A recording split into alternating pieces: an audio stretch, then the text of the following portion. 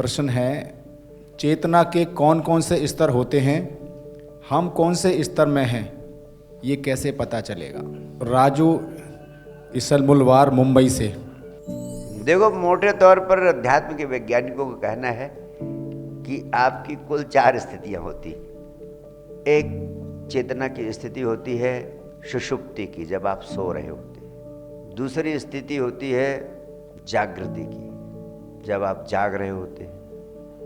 तीसरी स्थिति होती है स्वप्न की, जब आप सपने देख रहे होते। ये चेतना की स्थितियां।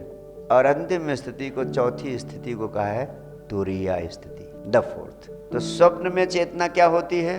सोते हुए जो विचार चलते रहते हैं उसको चेतना की सुषुप्ति कहते हैं। उसमें सोते हुए विचार चलते हैं, या कहें चेतना जब मूर्छित होती है। सुषुप्ति में 2 अवस्थाएं होती है, आप सपना देख रहे होते हैं और या मूर्छा में होते हैं।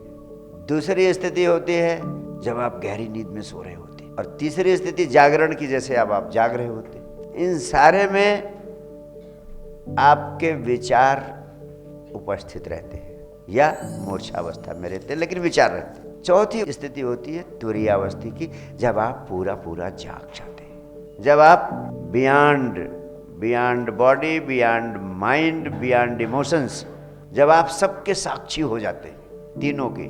जब तीनों के आप साक्षी हो जाते हैं, जब तीनों से परे चले जाते हैं, बॉडी, माइंड, इमोशन, जब तीनों के आप साक्षी हो जाते हैं, इन तीनों से अलग होकर स्वयं की अनुभूति कर लेते हैं, उस स्वयं की अनुभूति को हमने तुरीय अवस्था की संज्ञा दी, जिसे हम कहते हैं एनलाइटेंड स्टेट, जिसे हम कहते हैं निर्वाण, जिसे हम कहते हैं मुक्ति, जिसे हम कहते हैं मोक्ष।